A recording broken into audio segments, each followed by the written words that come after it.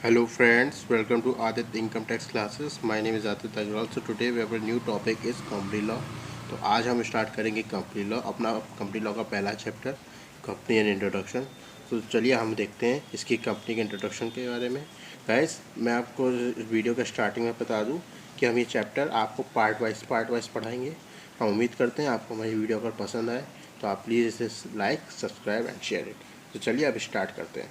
चलिए देखते हैं कंपनी क्या होती है. सबसे पहले कंपनी करना जानते हैं.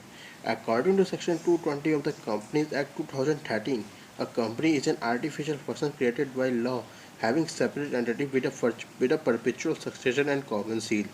कंपनी एक आर्टिफिशियल पर्सन होती है जो कि हमेशा क्रिएटेड हो by law separate legal entity with a perpetual succession and common seal. हम ये तीनों पॉइंट्स हम आपको बताते हैं. ये तीनों पॉइंट्स हम आगे के इन कैरेक्टरिस्टिक्स में पढ़ेंगे, जिसमें आपको पता चल जाएगा इन तीनों पॉइंट्स का मतलब क्या है, और जिसके कारण आपको बात है कंपनी की डेफिनेशन भी पता चल जाएगी. लेकिन तब भी मैं आपको बता देता हूँ कि कंपनी एक आर्टिफिशियल पर्सन होती है, वो एक नेचुरल पर्सन नहीं होती है. और एक सेपरेट लीगल एंटिटी का मतलब होता है किसी की जो कंपनी होता है, कंपनी हमेशा डिपेंड होती है नेचुरल पर्सनस के ऊपर. और जो कंपनी होती है उस पर कई तरह के काम होते हैं. तो एक एम्प्लॉय सारे काम नहीं कर पाता, इसलिए कई सारे एम्प्लॉयज़ को अलग अलग काम दिया जाता है कि वो ये काम करेंगे, वो ये काम करेंगे, वो ये सब देखते हैं. और परपेचुअल सक्सेशन का मतलब होता है कि कंपनी के चाहे एम्प्लॉयज़ जितने आए या चाहें, उससे कंपनी कोई मतलब नहीं. कंपनी का काम चलता रहता है, उससे कोई मतलब नहीं. फिर होती है कॉमन सील. कॉमन सील जो कंपनी की स्टैंप होती है, जिसके द्वारा कंपनी अपनी मोहर लगाती है, उसे कहते हैं मोहर. जिसके द्वारा कंपनी का सारा काम हो पाता है. कोई भी अगर किसी के साथ असाइनमेंट करना है, किसी के साथ डील करनी है, तो उसमें कंपनी की सिग्नेचर, कंपनी की सील लगना ज़रूरी है, तभी माना जाता है वो कंपनी का. अब हम लोग इसकी कैरेक्टरिस्टिक्स की बात करते हैं. चलिए स्टार्ट करते हैं. Incorporate association, a company must be registered under the Companies Act to Companies Act. Minimum numbers of members is required for this purpose in seven in case of a public company and 2 in case of a private company. However, Section 3 of the Companies Act 2013 also formation of one person company also. देखिए, incorporated association का मतलब क्या होता है. Incorporated association कि company जो होती है, स्टार्ट करने से पहले कोई भी कंपनी रजिस्ट्रेशन कंपनीज एक्ट में अपना नाम दर्ज कराती है ताकि वो कंपनी एक्ट में आ सके. और उसमें मेंबर्स की भी इतनी रिक्वायरमेंट होती है कि उसमें इतने मेंबर्स होने चाहिए, उसमें प्राइवेट पे इतने चाहिए होने चाहिए, और पब्लिक में इतने होने चाहिए. जैसे कि minimum number of members is required for this purpose in 7 in case of a public company. 7 public company होनी चाहिए और 2 प्राइवेट कंपनी होने चाहिए. और ये पूरा एक्ट सेक्शन 3 में आता है. However, Section 3 of the Companies Act 2013 also formation of one person company also. One person company का मतलब क्या होता है इसमें. अब इसमें वन पर्सन कंपनी का मतलब होता है कि एक आदमी ही अपनी कंपनी खुद की खोल लेता है, तो उसे कहते हैं वन पर्सन कंपनी. जैसे कि कोई कंपनी होती है, कई एम्प्लॉयज़ मिलकर खोलते हैं, कई लोग मिलकर बनाते हैं अपनी कंपनी. उसी प्रकार की होती है वन पर्सन कंपनी, जिसमें बताया जाता है कि वन पर्सन कंपनी मतलब एक आदमी ने खोली, वो उसकी कंपनी है. उसके उसके मुल्क में भी बिल्कुल ऐसा ही होगा. और अब हमें उम्मीद करते हैं ये पॉइंट आपको समझ आया. चलिए अब दूसरा पॉइंट चालू करते हैं. Perpetual succession. गाइस, मैंने आपको अभी स्टार्टिंग में ही बता दिया था कि कंपनी लॉ की डेफिनेशन की परपेचुअल सक्सेशन क्या होता है. चलिए हम लोग इसे जान लेते हैं. Company being an artificial person can not be incapacitated by illness and it does not have an allotted span of life. Being distinct the members of death, insolvency or retirement of its members leave the company unaffected. इस definition को सुनकर आप समझ गए होंगे, पर मैं आपको समझा दूं. कंपनी एक आर्टिफिशियल पर्सन होती है. ये इसे इसे इसे इसे इसे, इसे ना कोई दर्द होता है ना कुछ होता है. इसे किसी से भी कोई मतलब नहीं होता.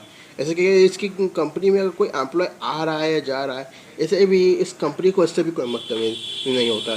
भले ही चाहे किसी एम्प्लॉय की डेथ हो जाए या कुछ भी हो जाए, उससे कोई मतलब नहीं. बस कंपनी चलती रहती है. इसे कहते हैं कंपनी, वैसे कहते हैं परपेचुअल सक्सेशन. चलिए अब हम आपको तीसरा पॉइंट समझाते हैं. हम अब बात करते हैं कॉमन सील की. हमने आपको स्टार्टिंग बताया था कॉमन सील क्या होती है। कॉमन सील जो कंपनी के बारे में बताती है कि कंपनी ये इसमें कंपनी ने साइन किया, सिग्नेचर किया है कि अब ये कि एक जगह कंपनी की जैसे कोई ज़मीन ली गई तो उसमें जिसके लिए कंपनी की सील लगाई जाती है कि कंपनी की है। अब हम आपको बताते हैं company be an artificial person is not best out with the body of natural being, therefore it does not have a mind और limbs of human being. It has to work through the agency of human being, namely the director and other officers and employees of the company, and that is covered under section 22 as amended by the Companies Act 2015. A company mainly under its common seal. अब हम आपको उसका मतलब समझाते हैं guys. Company के पास किसी तरह का कोई दिमाग या कोई हाथ पैर नहीं होते जो कि वो अपने खुद का सिग्नेचर कर दे।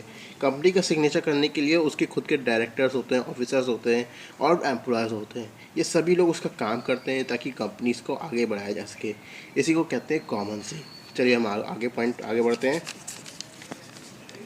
Separate property. हम आपको इसमें एक चीज़ बताते हैं। हाँ को पहले समझाने से पहले इसे पढ़ा देते हैं। In India the principle of separate property has been laid down by the Supreme Court in Bacha F Guzdar versus CIT Bombay supra. ये केस था जो सुप्रीम कोर्ट में हुआ था।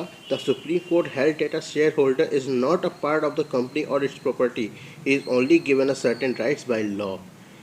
कंपनी की कोई भी प्रॉपर्टी होती है उस पर किसी का कोई अधिकार नहीं होता। वो केवल लॉ के मुताबिक ही सारे काम कर सकते हैं कंपनी के ऊपर कि वो ये कह दें कि कंपनी हमारी है, हम इस कंपनी पर अपने अधिकार मानते हैं पूरा। ये ऐसा कुछ नहीं है। कंपनी एक आर्टिफिशियल पर्सन है, उस पर किसी का कोई अधिकार नहीं है।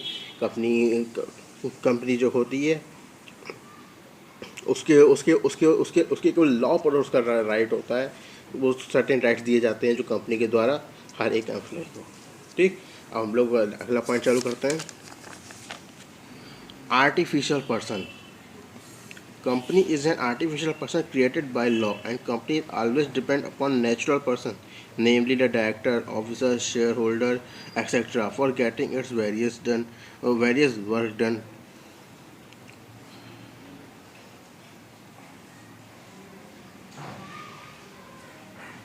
कंपनी एक आर्टिफिशियल पर्सन होती है जो कि ना कभी बोल सकती है, ना चल सकती है, ना कुछ कर सकती है।